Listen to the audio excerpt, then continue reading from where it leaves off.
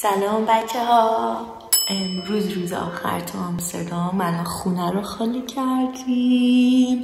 منم کمرم گرفته، دیسک کمرم زده بیرون، نمیتونم راه برم، ولی خدا رو شکر ساعت آخره. الان دیگه میشینیم توی ون راه میافتیم طرف سوئد.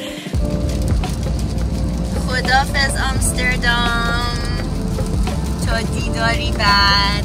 خدافظ. ما راه افتادیم که 11 ساعت رانندگی کنیم طرف سوئد. منم دیگه اینجا نشستم، کمرامو فیکس کردیم، کلی چیز میز پشتش گذاشتم که دیگه فعلا اینجوری بشینم تا سوئد.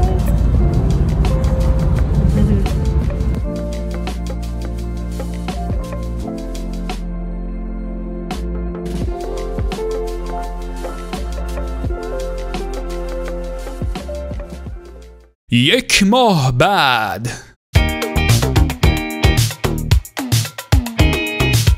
خب بچه ها، بالاخره رسیدم به هلسینگبورگ. خوش اومدین. امروز منهای 10 درجه است. بیا با هم بریم مرکز شهر رو دور بزنیم.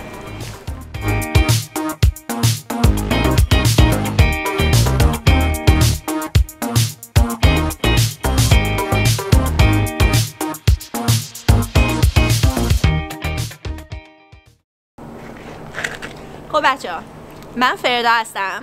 من دورگه ایرانی فیلیپینی هستم. تا 14 سالگی من توی ایران بزرگ شدم، به خاطر میتونم فارسی صحبت کنم.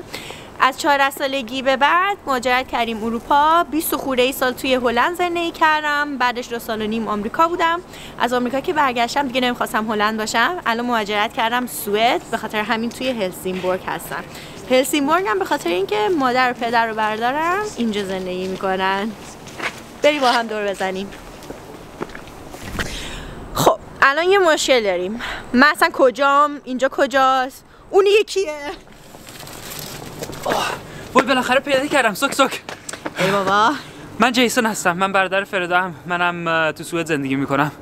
منم تا 4 سالگیم تو ایران بودم که بعد از اون اومدیم اروپا. کل زندگیم تو اروپا بودم، بیشترش هم تو سوئد. الان توی شهر هلسینگبورگ زندگی میکنیم که توی جنوب سوئده. بذار دور و بر اینجا بهتون نشون بدم.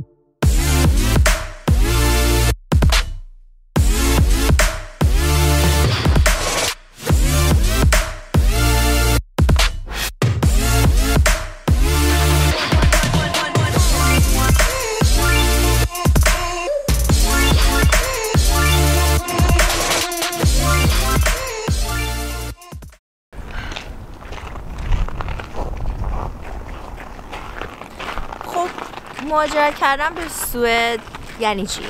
معنیش اینه که باید دوباره یه زبان جدید یاد بگیرم، زبان سوئدی. من میدونم که راحت نخواهد بود، ولی اگه سوئدی رو یاد بگیرم اون وقت میشه 4مین زبانی که بتونم فلوئنت صحبت کنم. چون زبان اولم فارسیه، انگلیسی به خاطر مادرم فیلیپینیه، با انگلیسی بزرگ شدم و هلندی یاد گرفتم و الانم میخوام سوئدی یاد بگیرم. پس امیدوارم که ویدیوهای ما رو دنبال کنین که بتونم بیشتر از سوئد و ادونچرهای خودم توی سوئد براتون توضیح بدم و سفرامون که در آینده خواهد آمد. همین که دارم به یه زندگی جدید که از نو باید ساخته بشه شروع میکنم، میخوام شما رو در این ماجرا با خودم ببرم.